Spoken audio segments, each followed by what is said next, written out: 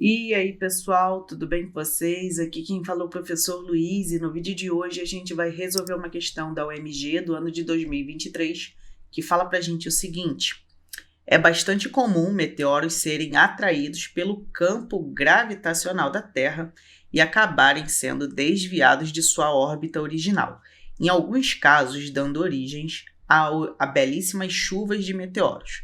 Considerando um meteoro de massa emissão que se aproximam da Terra, com base na lei da gravitação universal proposta por Isaac Newton, analise as afirmativas a seguir. Então, vamos julgar já essas afirmativas, só que todas essas afirmativas, gente, elas se baseiam na lei da gravitação universal. E qual lei é essa? É essa aqui, ó. A força de atração gravitacional, ela vai depender de alguns fatores. Vai depender de uma constante, vai depender da massa do primeiro corpo, que nesse caso eu vou chamar de massa do meteoro, mm.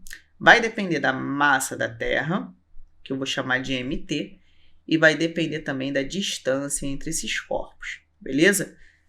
Fazendo um desenho esquemático, né? A gente pode imaginar na situação aqui a Terra e um meteoro aqui, bonitinho, que está a uma certa distância da Terra.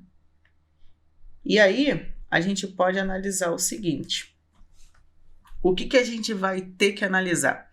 Essas variáveis aqui, como que elas influenciam na força de atração gravitacional? Olha só, a primeira opção fala o seguinte: mesmo que o meteoro perca massa, a força de atração gravitacional permanecerá constante.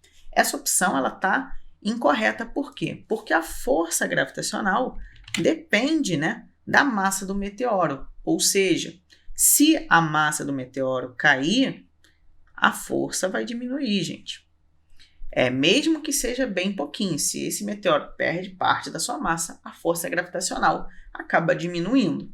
Então, a gente pode dizer que essas duas grandezas, né, as massas e a força gravitacional, são diretamente proporcional. Então, a gente não pode dizer que a primeira afirmativa está correta, né? Ela está errada, justamente por dizer que vai ficar constante o negócio. Então, a gente já pode escolher a opção 1, e aí a gente já exclui a opção D aqui, que falava que existia a possibilidade da 1 tá certa. Vamos lá, então, vamos analisar a opção 2. Ele fala o seguinte: à medida que o meteoro se aproxima da Terra, a força gravitacional aumentará. E essa proposição ela está correta, por quê? A distância, essa distância D aqui, ela é inversamente proporcional, né, à força gravitacional. O ideal é eu dizer para vocês que o quadrado da distância é inversamente proporcional à força gravitacional. O que eu estou querendo dizer para vocês com isso? Eu estou querendo dizer que se essa distância diminui, essa força gravitacional ela aumenta. E se por acaso essa distância aumentar, essa força vai diminuir bastante, tá bom? Porque existe um fator quadrático aqui. E aí, essa opção ela tá correta. Por quê? Porque se a distância diminui, a força vai aumentar, como diz a opção. Então, a opção 2 está certa. E o que eu posso fazer? Eu já posso excluir a opção B, beleza? Por que eu posso excluir a opção B? Porque ela não tem a opção 2 como certa. Então, a gente já pode dar uma excluída nela.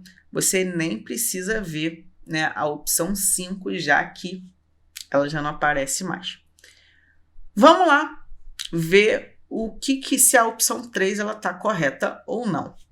A opção 3 fala que caso o meteoro perca 1/4 da sua massa, a força gravitacional aumentará 1/4.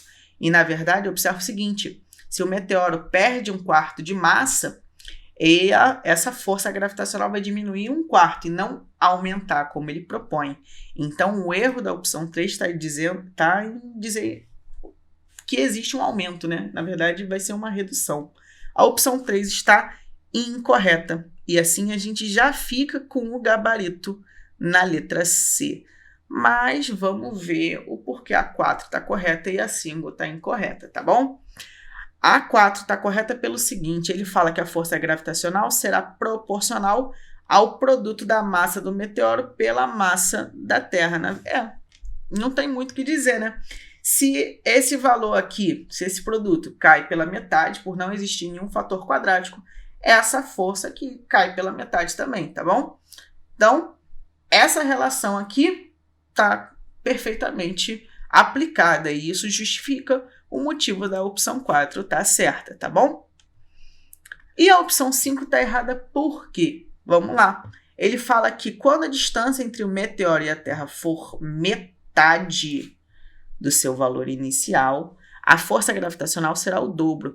Na verdade, não. Por quê? Porque existe um fator quadrático. Se a distância for a metade, né? Então, a gente tem que a distância vai ser a metade do valor inicial. O que vai acontecer?